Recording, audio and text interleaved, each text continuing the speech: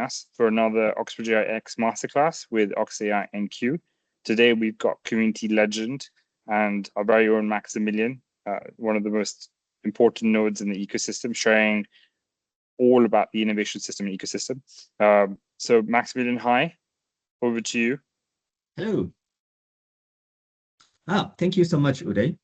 Yeah, fantastic to be here in the Oxbridge-AIx session, and this one a fantastic masterclass series. I think there's been a bit of an exploration of different ecosystems on the series already, and it's a great pleasure to talk with everyone about the Cambridge innovation ecosystem today.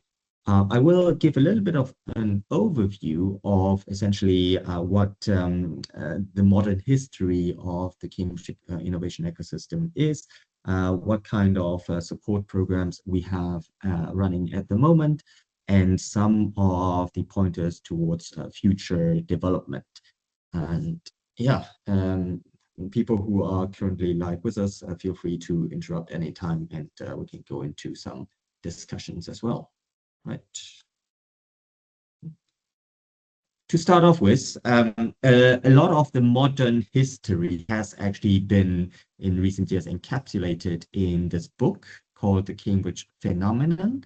And there's a website associated to it where you can get a bit of an insight, and obviously there's a very nice coffee table version of it as well. And it focuses a lot on the exploration of the Cambridge ecosystem since the 1960s, with all its phases, 70s, 80s, and 90s.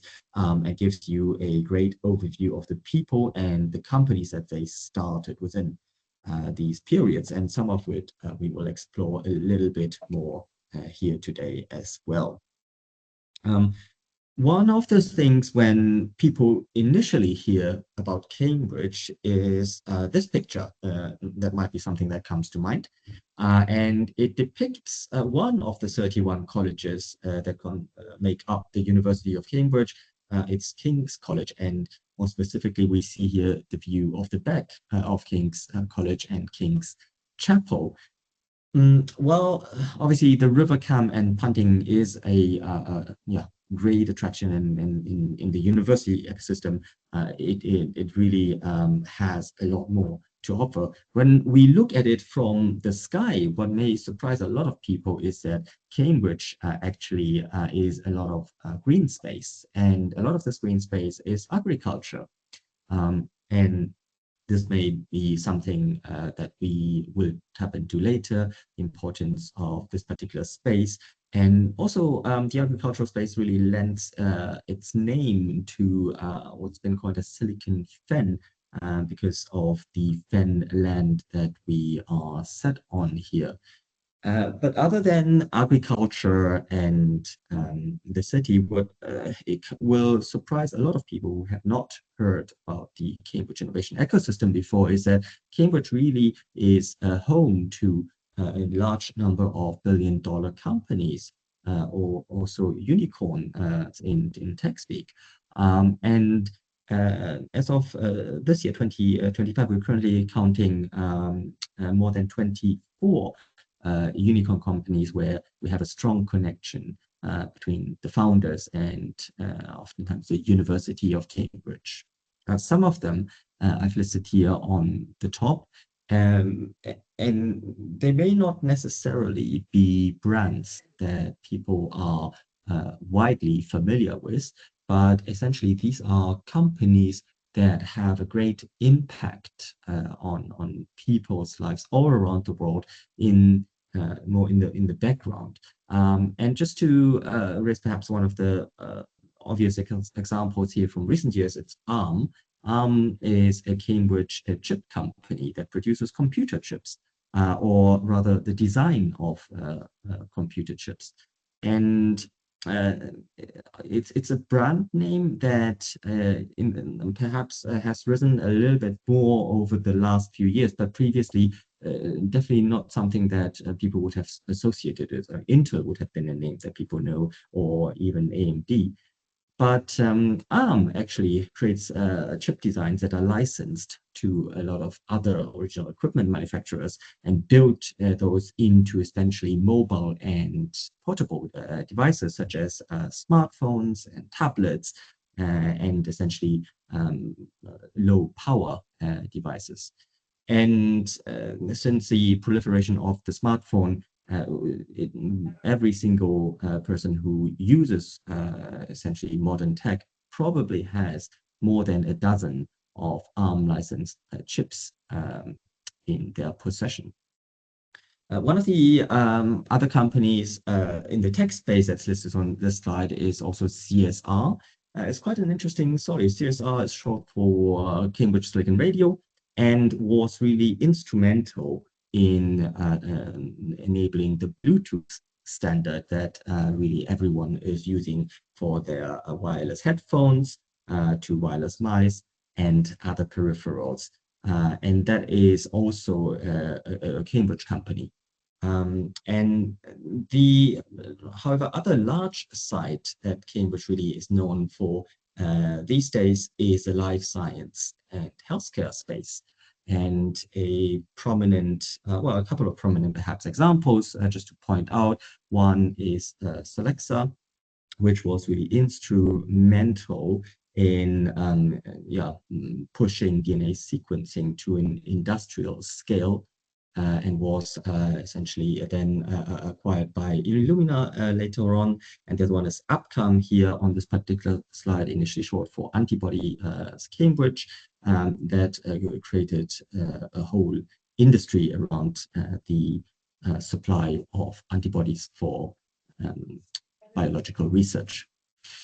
Behind all of these companies are a number of people, and in Cambridge, over the last couple of decades, we have conducted a number of studies, in particular around those people in the early days of the innovation ecosystem. And this is taken from research by Mind & Co. And we see essentially a number of people that were really initially instrumental in creating the first companies in Cambridge. And I like this particular chart and animation as it kind of shows in sequence how initially the dotted lines indicate that they have created a company together. Then we see those people who have created 2 companies together, those people who have created 3 companies together, and then those people who have created 4 companies together. And this serial entrepreneurialism, and sometimes also in parallel, has led essentially to a strong foundation of the tech ecosystem here in Cambridge. And if we map it out on a timeline scale, the modern Cambridge innovation ecosystem is often dated back to the 1960s. And in the 1960s, one of the and 70s, one of the things that happened was that there was initially Cambridge Consultants, the original technology consultancy company that created a lot of innovation and later on spun off the other big tech innovation consultancies that exist today in the UK and really play quite a crucial role in the development and prototyping of technology and take quite a unique position in the UK because these type of consultancies really do not exist in this form, for example, in continental Europe and other places. But equally, in the 1970s, it was also the time when the first science parks were created by Trinity College, the Cambridge Science Park, then followed by St. John's Innovation Park and some of the other science parks that we will have a look at later on. But so if we are looking more at the tech companies that spun out of this time, this is another animation that shows how starting from these first companies, more and more of them were created. and led to really proliferation of collaboration and creation of these companies. What you will see in this particular chart is a large number of these people who've been working since essentially the 80s on these companies, luckily are still really with us in Cambridge and very proactive in supporting the ecosystem. And here just highlighting a few handful that are very much active. If you were to visit Cambridge today, you were to seek advice. Despite having founded a great number of successful companies, they are still available to give advice to our essentially new founders these days. So this is, quite in this particular element of the Cambridge Innovation Ecosystem. We have similar charts and research also on the life sciences side, and I can point people in the right direction there if they're interested. Those charts are quite a bit more complicated than this one. What I'd like to talk about next is mapping out a little bit the current landscape of the Cambridge Innovation Ecosystem. And for that, I quite like starting with these kind of numbers that are compiled by the University of Cambridge and Cambridge Enterprise. If you go on to the university website and click on Innovation in Numbers, you will receive updated numbers there. As you can see, this graphic hasn't yet been updated this year, as we have already more than 24 billion-dollar companies. The latest one to join this is Wave, which is essentially a single pixel image analysis company with applications in self-driving cars and such from the engineering department. What's quite interesting in this particular chart is really to see the impact the Cambridge Innovation Ecosystem has on the whole of the UK economy. Despite the relatively small city size of the city we've currently got roughly 140,000 inhabitants in Cambridge. We have over 5,000 knowledge-intensive firms here, and the university counts over 72,000 of people working in such knowledge-intensive firms. A lot of these knowledge-intensive firms are essentially started as startups here in Cambridge. And if you think about it, it's quite astonishing in the fact that if you come to visit Cambridge, almost every fifth to 10th person that you kind of meet here is probably or has been a startup founder at some point in their life. That is quite astonishing. Cambridge traditionally is very strong, as you can see on this particular chart, in information technology and silicon companies, but there has really been a proliferation of life science companies in the recent decade that has been even further pushed through the establishment of the new AstraZeneca headquarters here in Cambridge.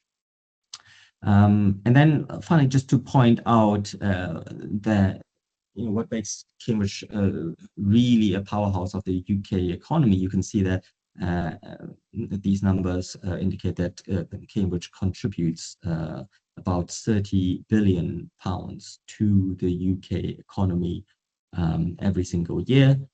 So very much supporting the creation of jobs in the UK. As well as being obviously one of the top research universities in the world, with a large number of Nobel affiliates, and that is really something to keep in mind. But what makes actually Cambridge Innovation Ecosystem today quite special is this large concentration of science and technology parks. And as I said, the first park was set up in the 1970s by Trinity College as a Cambridge Science Park. And you can see here on this chart a number of other ones that are notable. For example, there's Babraham Research Campus that is home to really a large number of biomedical companies. It is really a national and international leading center of excellence in the therapeutics space, and has been home to companies such as Cambridge Antibody Technology that was acquired by MedImmune, for example. We also have the newer Cambridge Medical Campus that was built also at the old Addenbrooke's Hospital, and now also hosts AstraZeneca's new global headquarters. There is the West Cambridge site that focuses more on physical sciences, material sciences, and engineering, as well as computer science. And we have the Wellcome Genome Campus and Sangha EBI, part of the European Bioinformatics, which is focusing more on the data-intensive side of biology. These are only a handful of the I think we have over 30 different science parks dotted around Cambridge, which really contribute to this wealth of talent and people that have called Cambridge their home.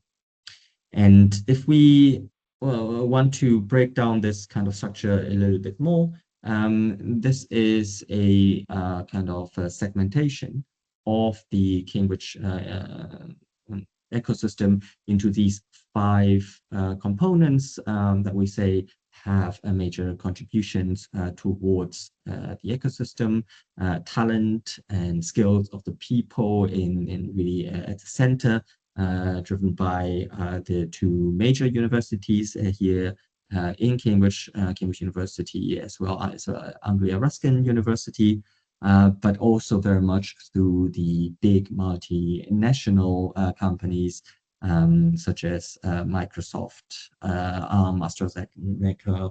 We have Marshalls here. We have Samsung, Amazon, Apple has an office here. So really, most of the big tech companies are represented here in Cambridge.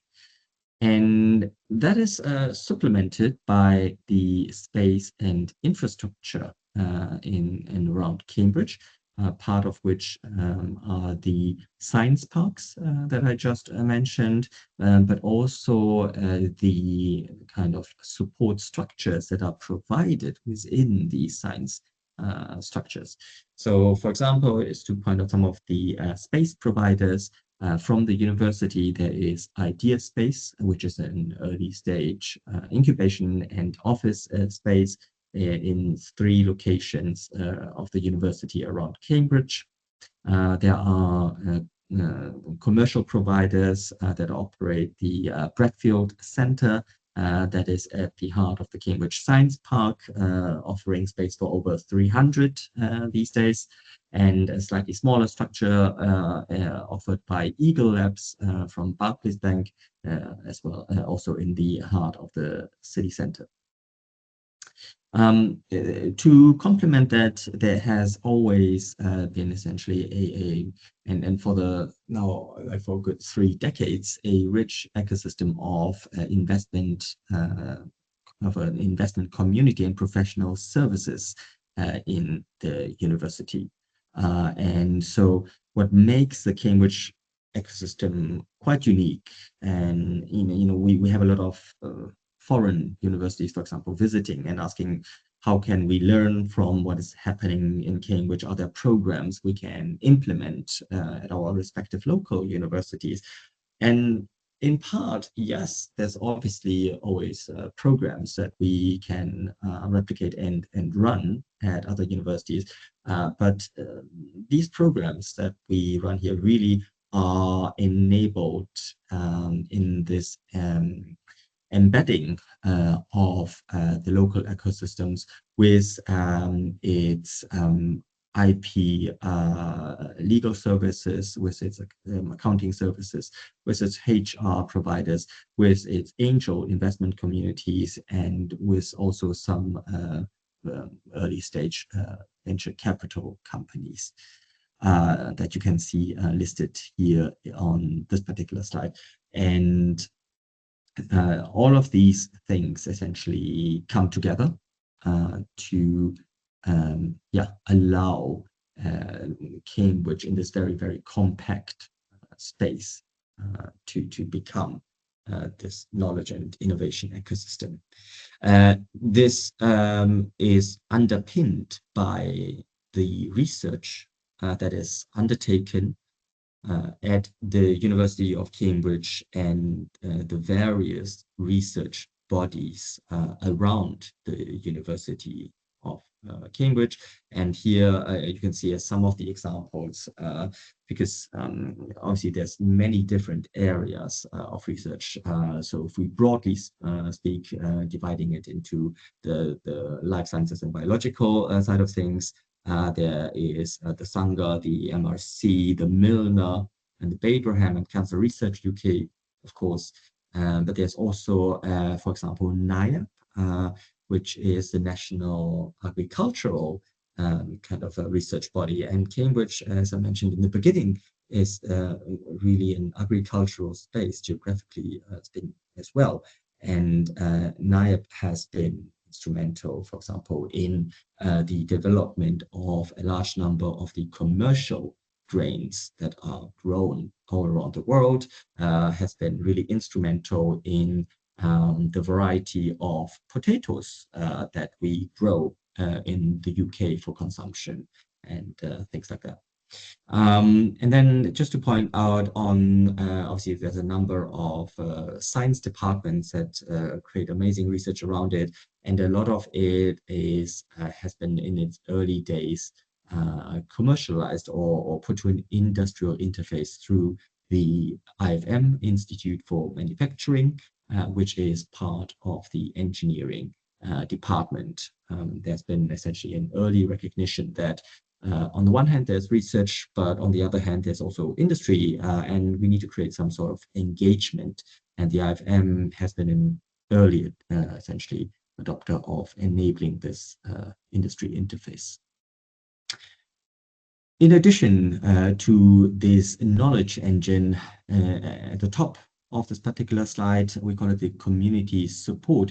And that really encompasses a wide range of support organizations, of lobbying organizations that, on the one hand, facilitate exchange between local government, but also between the UK government and as well as foreign bodies that have an interest in the Cambridge innovation ecosystem. So yes, this as an overview of various components that contribute to the development of the Cambridge innovation ecosystem.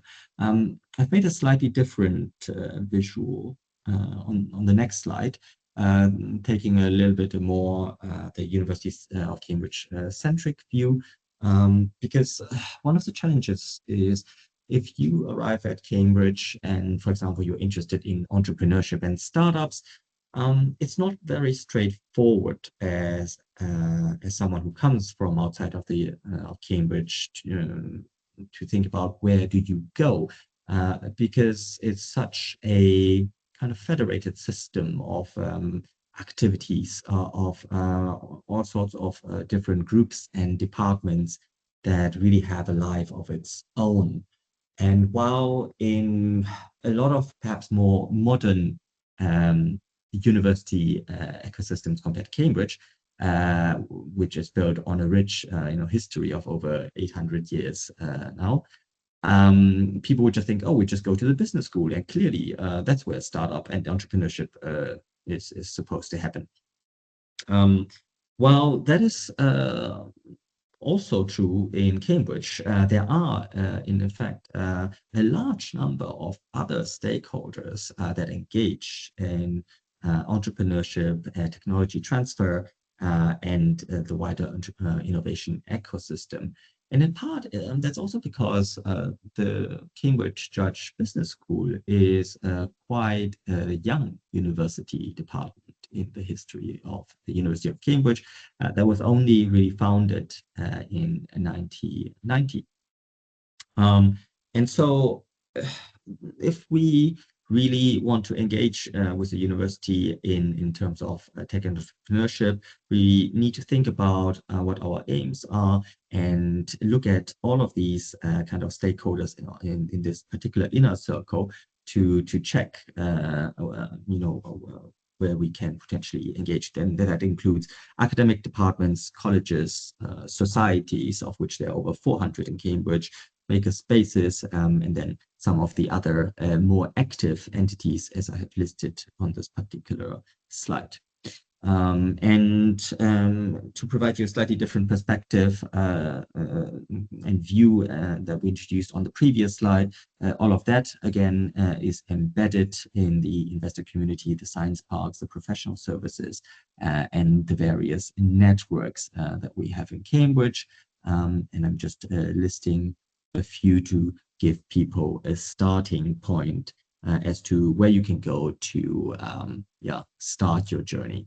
And maybe the important thing is don't just get stuck in one of those places when you come to Cambridge. The full Cambridge experience is really varied and sometimes a bit chaotic, and it's through really engagement in and across many of these places that you will only slowly build a greater appreciation of what is happening in Cambridge.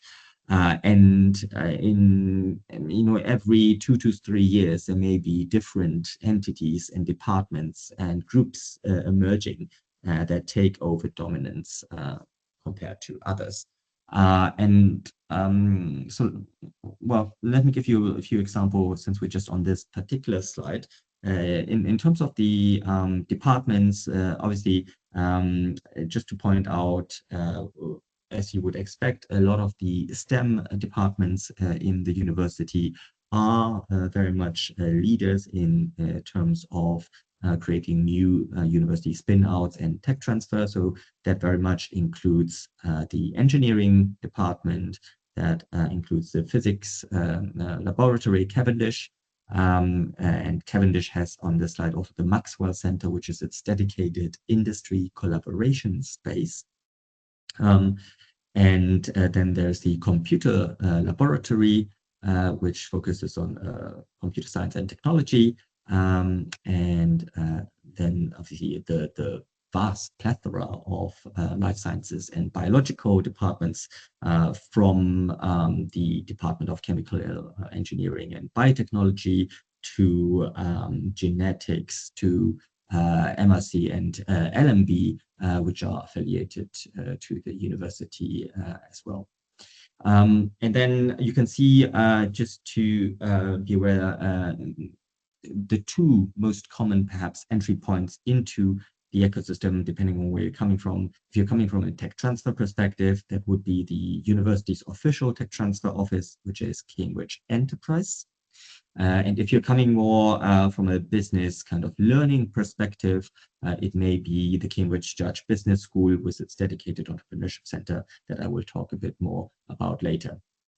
But one thing that you should also not forget is really the rich level of student entrepreneurial activity that has been going very strong over the last 2 decades here in Cambridge. And the oldest university entrepreneurship society is called Cambridge University Entrepreneurs. and it in true entrepreneurial fashion, in a few years after its creation, created another spin-off called Q-Tech, Cambridge University Technology and Enterprise Club. Those are still going really, really strong, and Q is obviously a great partner of the Oxbridge-AIx community as well.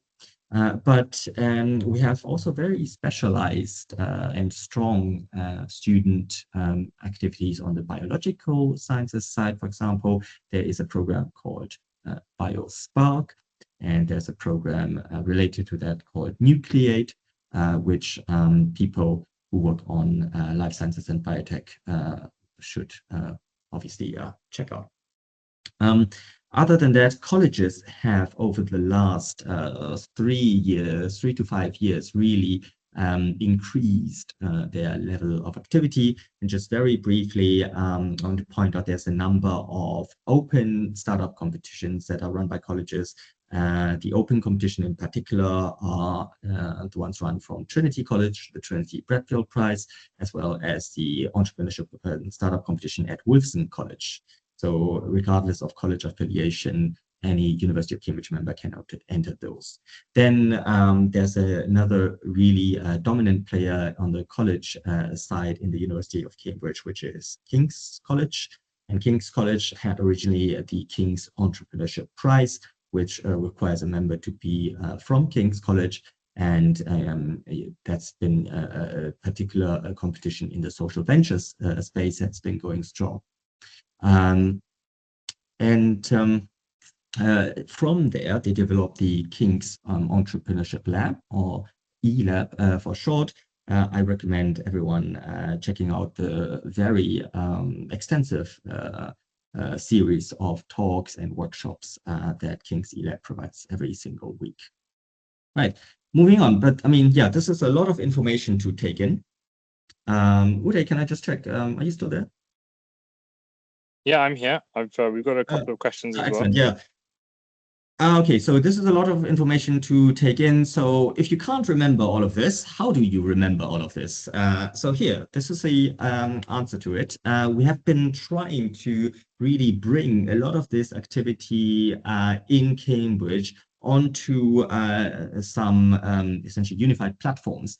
And one of the major platforms, if you know, one takeaway from this talk today, if you want to know what's happening in Cambridge, is called IE Cambridge, short for Innovation and Entrepreneurship Cambridge, an initiative that was launched by Cambridge Enterprise in 2023.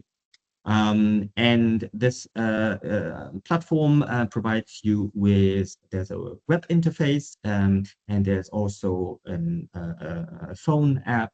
And on the app, you will find, once you've registered, a community of obviously all the people that create content in Cambridge, but also all the students that are participating in them. So this is a great resource to take away for all sorts of entrepreneurial events. And I would say, you know, like a good 80–85% of the events that happen in Cambridge, you will find on there. And then just to mention, we have a also more specialized community, just because healthcare is so prevalent in Cambridge, that was actually launched a couple of years before IE even, and it's called Connect Health Tech. And similar to IE Cambridge, this is also app-based. So yeah, you can download this particular app, or you know, you'll find it on this website link or QR code. And if you're interested to find out what's happening in the life sciences and biological space, this is really the place to go. And then let me just forward to what's coming ahead of us. To add to all of these initiatives, the University of Cambridge at the highest level, together with Cambridge Innovation Capital, which is the preferred VC arm of the university, and Cambridge Enterprise, as well as the local authorities and government, have launched something called Innovate Cambridge a few years back. And Innovate Cambridge's aim is really to set out the vision for Cambridge over the next decades. And as you can see on this particular slide, well, one of the particular aspects that we're now working on is how can we leverage what previously was perhaps the smaller golden triangle of Cambridge, Oxford, and London in a wider UK context as well, in particular Manchester. And we already have, since created over the last couple of years, a number of extensive links between the angel community in Cambridge and Manchester. We have created a number of links between the universities, and we have created links between the local governments. And so this will see a lot of drive.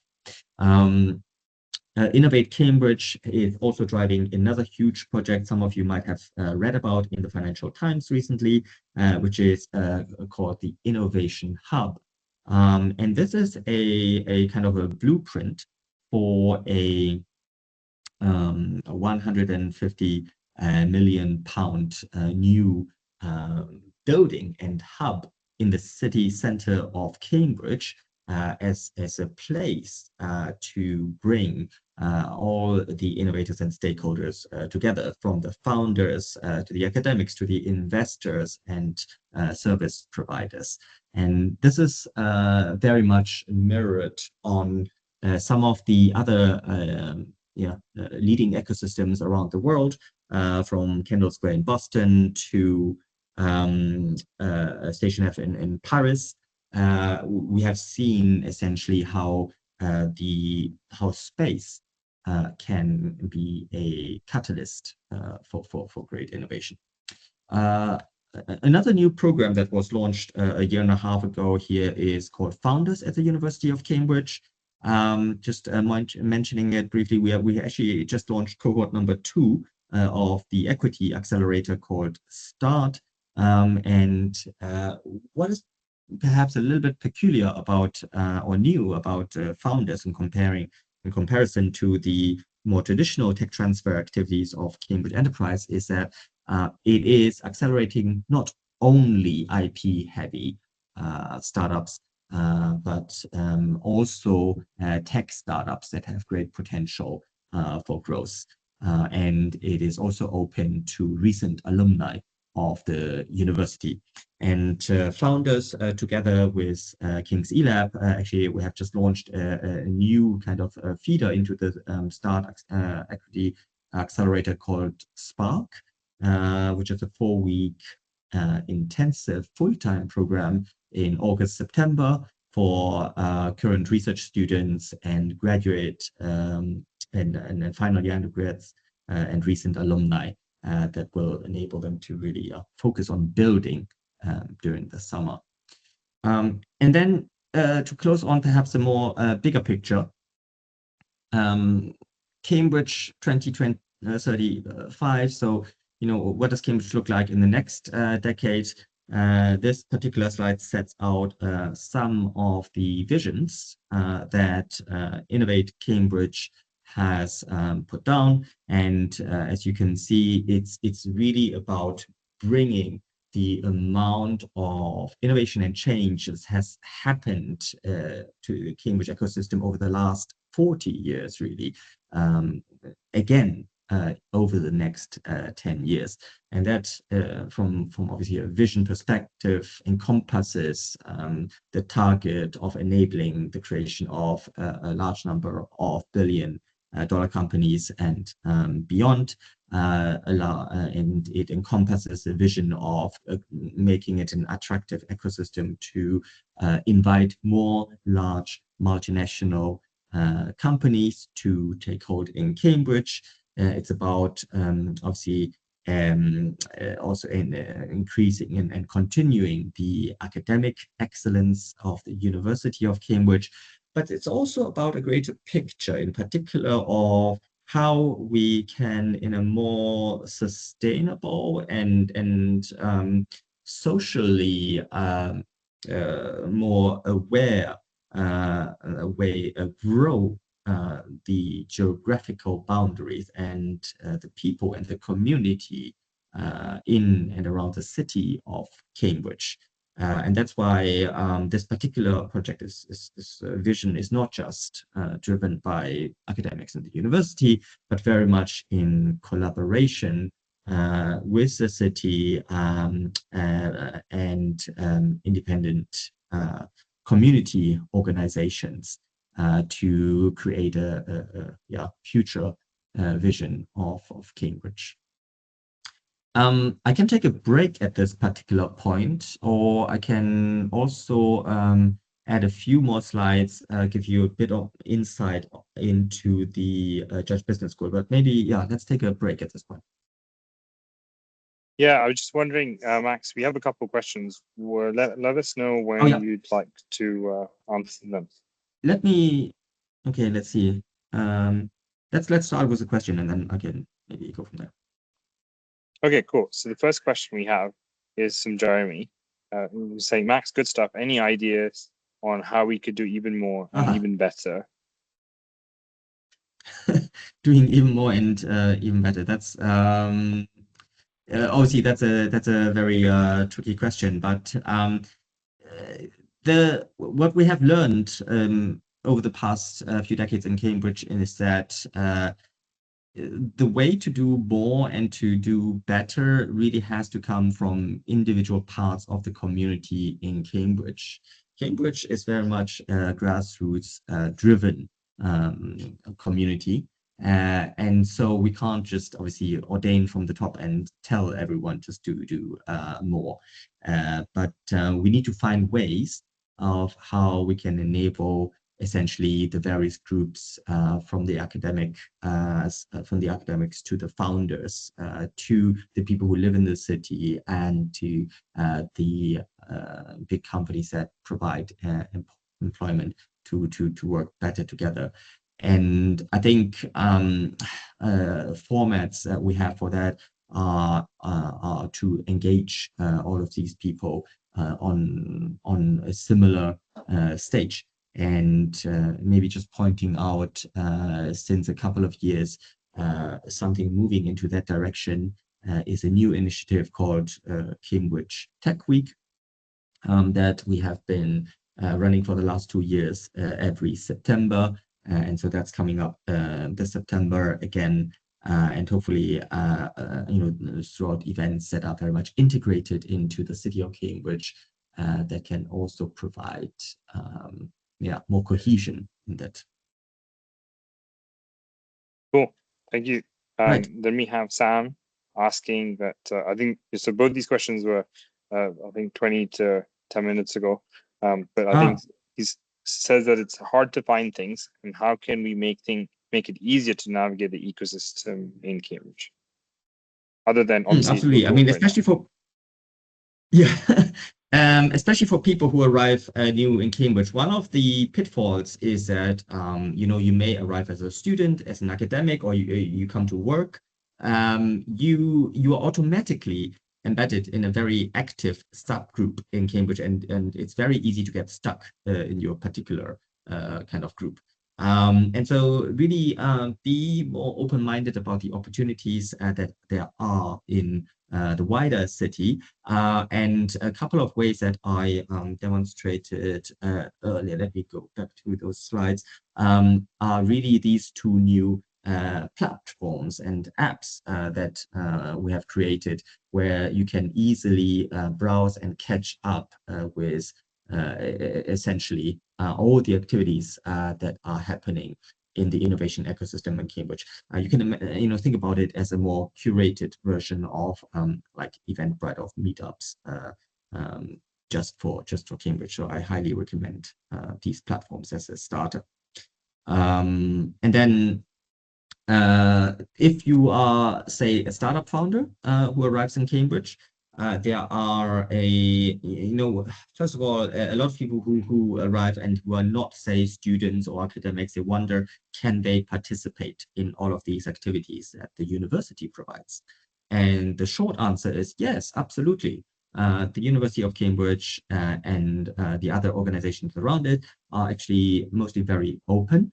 And all of the events that you see advertised and that you can find on these platforms really are there for the wider community to participate in. And so there are obviously some programs that are more specifically designed for students, but then there are also other programs where we have startup founders from all around the world coming to participate in. And to give you some examples, this actually leads on quite well to the activities. I've got a few extra slides in the Judge Business School.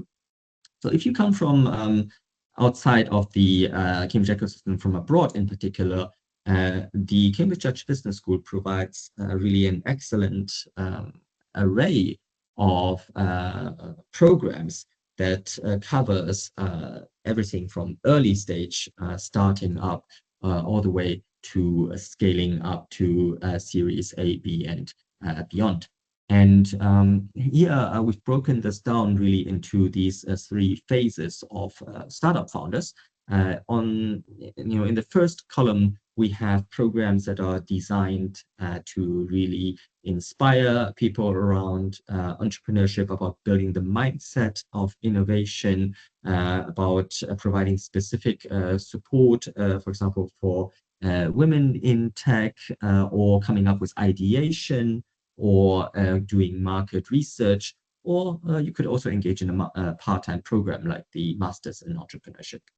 If you're already a founder, you already have a co-founder, you're working on an idea, then Accelerate Cambridge is actually a fee-free program that you can participate by application, and it runs on a term cycle, 3 months at every time.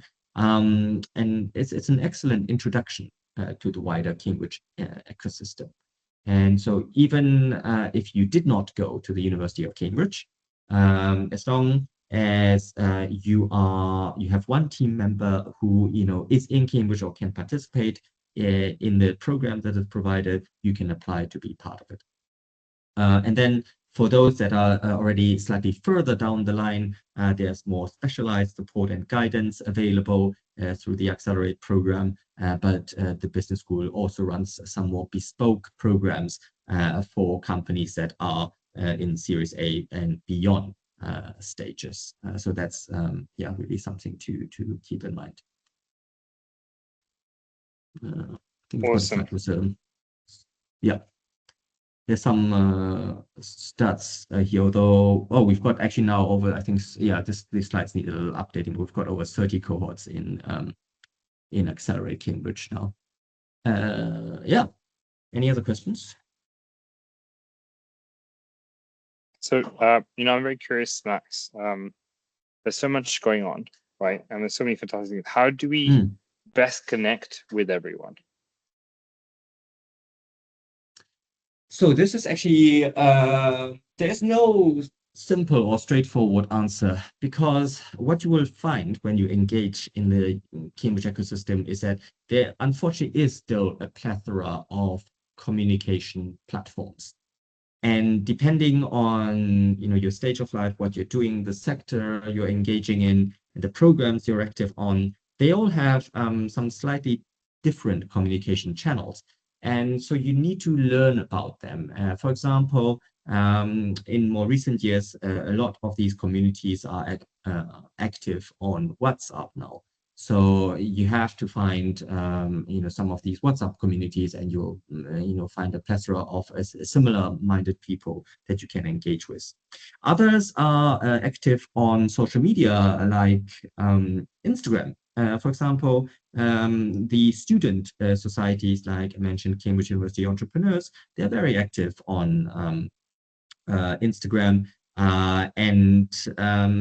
Actually recently someone told me, they thought, societies may have, stopped being active because they tried to find them on a website online and they couldn't find the website, or the website wasn't up to date, and they were wondering why that is. It's just that students are very proactive in creating new things, and they just do what works for them, and sometimes that changes every year or two, and you will need to find the new communication channel or platform where they are active. Generally speaking, LinkedIn is also a very strong resource in the Cambridge ecosystem. So everyone who is obviously active in the tech and innovation space will be on LinkedIn. The university publishes a lot on LinkedIn as well. And so that's where you can find out about a lot of the activities. You can connect with people and talk with them about the events that they broadcast and such. I think Brewster has posted maybe a longer question as well.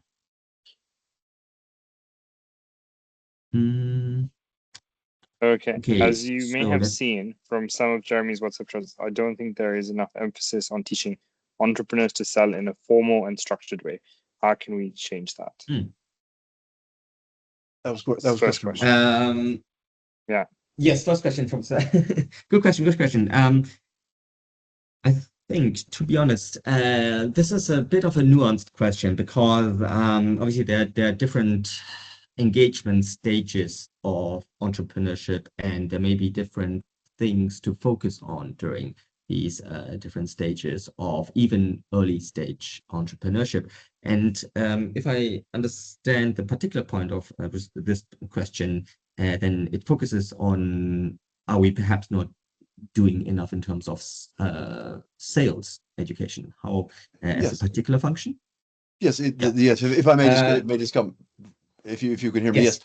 Probably to take it offline, but yes, that's my observation from 15 years of mentoring around Cambridge and at the Royal Academy of Engineering, and everybody thinks, oh, the mentors will do it, and I just think I've been selling for 40 years, and I think we're missing something, because sales is the lifeblood of any company, and you need to start, whether you're just have a germ of an idea or whether you're at the scale up phase. So I'd love to take that offline and maybe think at some point and just say, how could we might change this?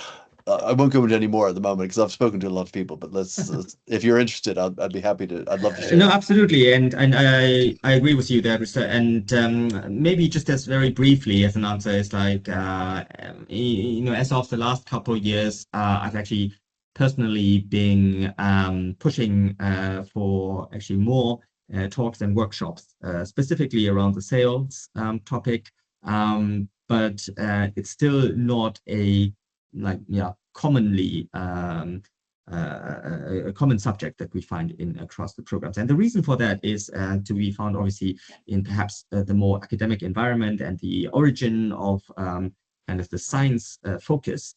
But there is change on the horizon, I would definitely say so, as the ecosystem is maturing, and the new programs that we are developing, we're putting more emphasis on that. Yes? I hope so. Yeah, I mean, go ahead, Uday. Sorry. No, after you, Bruce. No, just when I ran my own startup, and since then, the biggest complaint I always heard from American VCs was that the British did not know anything about selling or marketing. So we've already been, to be honest, increasing a lot on the marketing and market research side of things. Although, yes, there's still a lot to catch up on. But yes, we're also slowly now trying to introduce the students to more sales. And in part, as I'm saying, it's like there's been a lot of focus on the very early stage mindset and ideation part of the student entrepreneurial journey. However, for example, the Milner Therapeutics Institute last year, with return of Jonathan Milner, also launched the new Founders Growth Community, for example, which is targeting really a more scaling up startups in the biomedical space. And there you can already also see more engagement on the question of sales. Yeah. I'll contact you offline. Thank you very much. Yeah. Thank you. I was also going to add, Bruce, so like, my background is also, I've been doing entrepreneurial stuff for like over 20 years now. And essentially, so even when I teach pitching, I do it with the emphasis on people being able to express themselves. And with customer discovery, which, is predominantly, like Maximilian just said, early stage ideation, but as a concept of not just validation, but then developing long-term relationships to convert it to sales. So there's a system that at Oxbridge-AIx in particular that we really propagate. And one thing that we're doing, like this masterclass that Maximilian's, it's really educational, Max. I really appreciate it. One thing we're doing is we're bringing a lot of operators from different markets in as well. So we have a guy called Ash Barber who gave a fantastic talk on how to get your first 100 customers, and there's a lot of like the why, which I think a lot of people have missed in different things. And on the Oxford side, we have the same problem, and I think that part of it is also culture. Part of it is how can you understand that you can be good, yet talk about yourself in a way. And so we center around like problem, obsession, and passion, because it's very easy to talk about something you're passionate about. And most people in the collegiate environment, they're very comfortable talking about things that are outside of these kind of academic havens, intellectual havens, people just don't say. So these are just my 2 cents on that. I almost feel like it'd be quite... Love to talk some more about it, yes.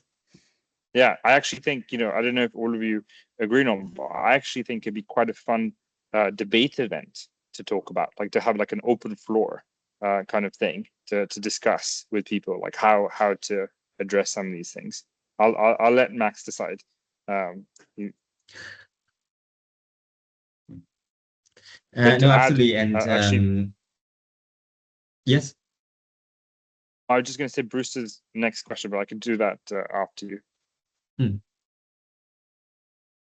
So he was just saying he would love your advice on how his colleague Patrick Griss can promote the insights from his book, The Deep Tech Playbook in Cambridge, which is built from decades of work with medtech startups, which he has written from the Swiss Deep Tech Foundation.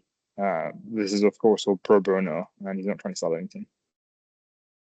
There's a number of good platforms, and happy to share with you and introduce you later on as well. But as I mentioned, for example, there's definitely, say, Biospark and the Milner. That would be a good place to promote this. But we also run depending on the target audience you want to reach, perhaps a more student-focused audience would be the entrepreneurial workshops at King's eLab. That would be also a great place to do this. Okay. Awesome. Well, that's definitely my talk, and I think we used the allocated hour. Thank you so much, and I hope that was useful. So Max, you definitely get the award for the most on-time presenter we've had. So thank you so much for today. This is really cool, and thank you everyone for joining us. We'd love to engage more with all of you. And as Max shared his details, but we'll send out some more information on Max in case you need it. Thanks again, Max, and hope you all have a lovely evening. Thank you so much, Uday. Cool. All right. I'm going to switch off the recording now, Max. Yep.